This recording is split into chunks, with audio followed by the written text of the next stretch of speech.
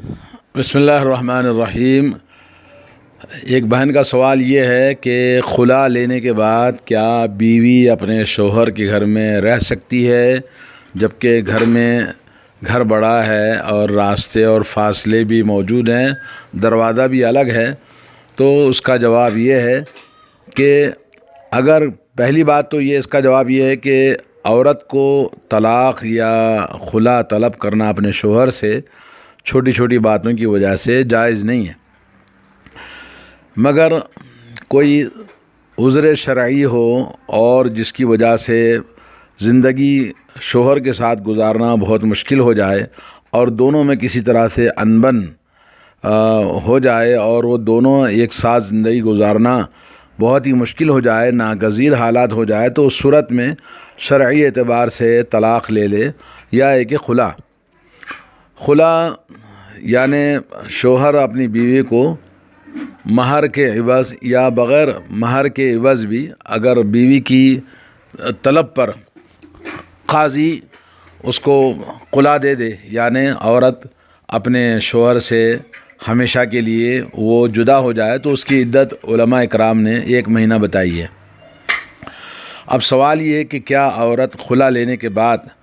اپنے شوہر کے گھر میں رہ سکتی ہے یا نہیں؟ تو اس میں جواب یہ ہے کہ اگر عورت حاملہ ہے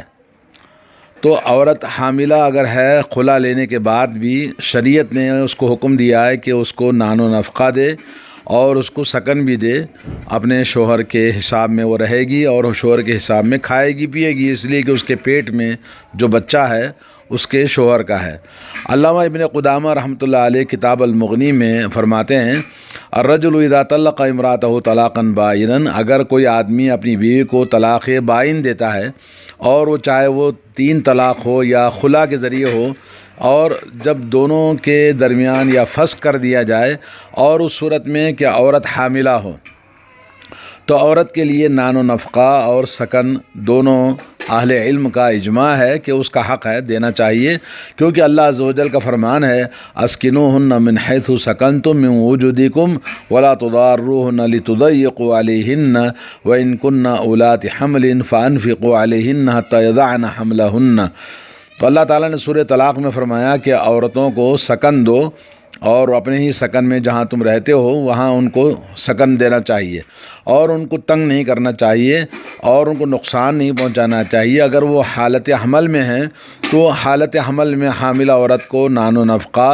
ان کو ادا کرنا یہاں تک کہ وضع حمل ہو جائے، یعنی ڈیلیوری ہونے تک۔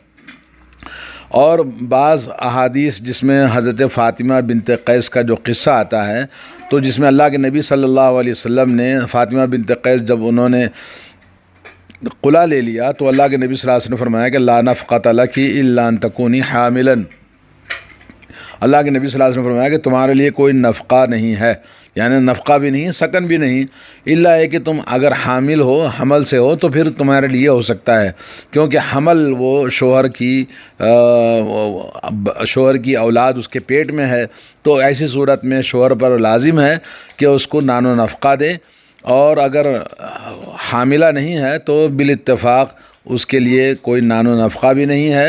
اور سکن بھی نہیں ہے، عورت کو وہاں سے نکل جانا چاہیے۔ تو شوہر کے لیے واجب ہے کہ اپنی بیوی پر خرچ کرے اور اس کے لیے سکن کا بھی انتظام کرے، مناسب جب وہ حمل سے ہو، یہاں تک کہ حمل کی ڈیلیوری اس کی ہو جائے۔ عورت کا خلا لینے کے بعد یا طلاق بائن ہونے کے بعد میں اپنے شوہر کے گھر میں رہ کر عدت گزارنا واجب نہیں ہے، اور اقوال اہل علم کے نزدیک یہی مسئلہ ثابت ہے۔ البتہ یہ کہ عدت گزارنے کے لیے اپنے شوہر کے گھر میں اگر اس کا کوئی اور جگہ انتظام نہیں ہے تو اس شرط پر وہ رہ سکتی ہے، جیسے بہن کا سوال یہ کہ وہ گھر الگ ہے، راستہ الگ ہے، بالکل فاصلہ ہے، اگر کوئی مجبوری ہے تو وہاں گزارنا چاہے تو گزار سکتی ہے، اور اپنے گھر میں اگر امن ہے اور اس کا گھر رہنے کے لیے موجود ہے، اس کے عزیز ہیں، تو وہاں چلے جانا چاہیے خلا کے بعد یا طلاق بائن کے بعد۔ علامہ بہوتی رحمۃ اللہ علیہ کہتے ہیں کہ عورت اپنی عدت کو جہاں چاہے گزار سکتی ہے اپنے شہر میں، جہاں اس کے لیے امن و امان کے ساتھ عدت گزارنا آسان ہو، اور اپنے شوہر کے گھر میں عدت گزارنا اس کے لیے واجب نہیں ہے۔ اور اسی طرح سے فاطمہ بنت قیس کا جو قصہ ہے اس میں روایت آتی ہے کہ ابو عمر ابن حفص نے طلاق دیا تھا اپنی بیوی کو، طلاق البتہ یعنی آخری طلاق دیا تھا، اور وہ غائب تھے، اور انہوں نے کچھ چیز دے کر اپنی بیوی کو، جس کو ہمیشہ کے لیے طلاق ہو گئی تھی، تو کچھ چیز دے کر بھیجا۔ وہ عورت ناراض ہوئی اور اس کے بعد اس نے کہا واللہ ما لک علیہ من شیء۔ تو حضرت فاطمہ بنت قیس نے کہا کہ تمہارے لیے اس عورت کو کچھ دینے کی ضرورت نہیں ہے، اس کا حق ختم ہو گیا طلاق البتہ کے بعد، جیسے خلا کے بعد میں طلاق بائن ہو جاتی ہے۔ اس کے بعد وہ عورت رسول اللہ صلی اللہ علیہ وسلم کے پاس آئی اور واقعے کو ذکر کیا، تو رسول اللہ صلی اللہ علیہ وسلم نے فرمایا لیس لک علیہ نفقۃ ولا سکنا۔ جب طلاق البتہ ہو گئی یعنی طلاق بائن ہمیشہ کی جو طلاق ہو گئی جیسے خلا ہے، تو اس میں نہ آپ کے لیے نفقہ ہے اور نہ آپ کے لیے سکن ہے۔ وَأَمَرَهَا أَن تَعْتَدَّ عِنْدَ أُمِّ شُرَيْک، بلکہ اللہ کے نبی صلی اللہ علیہ وسلم نے اس عورت کو حکم دیا کہ اپنی عدت تم ام شریک کے گھر میں جا کے گزارو۔ پھر فرمایا تلک امرأۃ غشاها اصحابی۔ پھر اس کے بعد آپ نے کہا کہ وہ عورت وہ اپنے ہمارے ساتھیوں کو اس نے دھوکہ دیا ہے، اس لیے تم ایسا کرو کہ اعتدی فی بیتی ام مکتوم، فی بیتی ابن ام مکتوم، یعنی عبداللہ ابن ام مکتوم کے گھر میں جا کر تم عدت گزارو۔ یہ حدیث متفق علیہ ہے، اور یہ کشاف القناع جو کتاب ہے اس کے اندر لکھا ہوا ہے، اور شیخ محمد بن صالح العثیمین کا فتویٰ ہے اذا طلقت الطلقۃ الثالثہ، 3 طلاق اگر ہو جائے عورت کو اور اپنے شوہر کے گھر میں ہے، تو اس کے لیے جائز نہیں ہے کہ اپنے شوہر کے گھر میں باقی رہے، اور میاں بیوی کے درمیان خلوت بھی نہیں ہونا چاہیے، اور راستے اگر الگ الگ ہیں، گھر بالکل الگ ہے، شوہر سے کسی طرح ملاقات نہیں ہو سکتی ہے، تنہائی نہیں ہو سکتی ہے، تو ایسی صورت میں اگر وہ رہتی ہے تو کوئی حرج نہیں ہے عدت تک، اور اس کے لیے بہتر ہے کہ اپنے گھر والوں کے پاس چلی جائے، اور جب وہاں تو اس کے لیے کوئی سکن نہیں ہے تو پھر اس صورت میں وہی آدمی جو اس کا شوہر ہے 3 طلاق جس نے دے دیا ہے، تو اس کے لیے ضروری ہے کہ وہ 3 طلاق کے بعد میں وہاں باقی نہ رہے بلکہ نکل جائے وہاں سے، کیونکہ وہ ہمیشہ کے لیے اس کے لیے جدا ہو گئی ہے تو اس کے لیے حلال نہیں ہے جی۔ اور اس طرح سے اس کے لیے وہ عورت اپنے شوہر سے تنہائی میں ملنا بھی اس کے لیے حرام ہے، اور اس کے ساتھ رہنا بھی اس کے لیے جائز نہیں ہے، بلکہ وہ عورت اپنے گھر والوں کی طرف چلی جائے، جیسا کہ فتاوی نور علی الدرب کے اندر یہ بات بتائی گئی ہے۔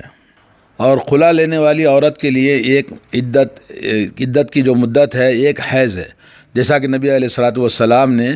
ثابت بن قیس کی بیوی کو حکم دیا تھا جب انہوں نے خلا لیا اپنے شوہر سے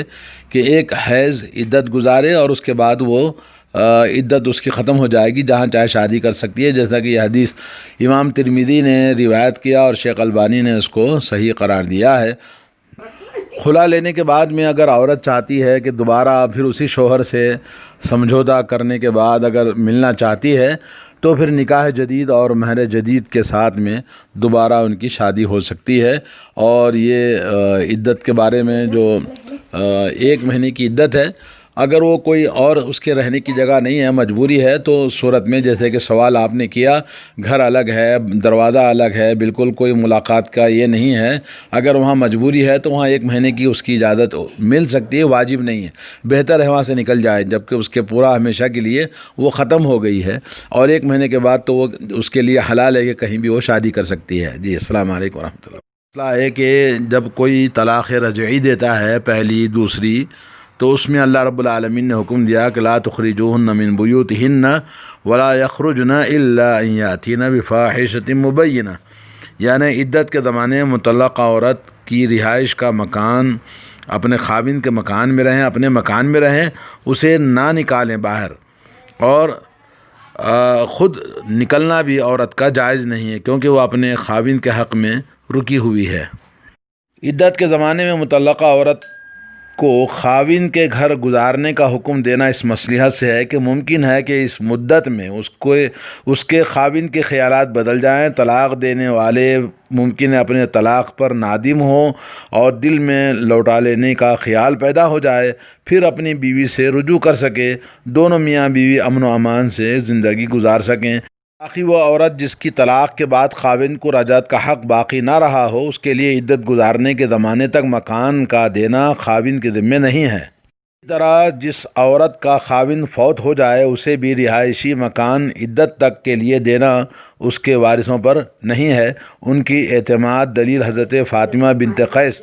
فہریہ رضی اللہ تعالی عنہ والی حدیث ہے کہ جب ان کے خاوند حضرت ابو عمر بن حفص نے ان کو تیسری آخری طلاق دی اور وہ اس وقت یہاں موجود نہ تھے بلکہ یمن میں تھے اور وہیں سے طلاق دے دی تھی، تو ان کے وکیل نے ان کے پاس تھوڑے سے جو بھیج دیے تھے، یعنی کچھ چیزیں بھیجی تھی، یہ تمہاری خوراک ہے۔ یہ بہت ناراض ہوئیں اور اس نے کہا کہ بگڑتی کیوں ہو، تمہارا نفقہ کھانا پینا ہمارے ذمے نہیں ہے۔ یہ رسول اللہ صلی اللہ علیہ وسلم کے پاس آئیں،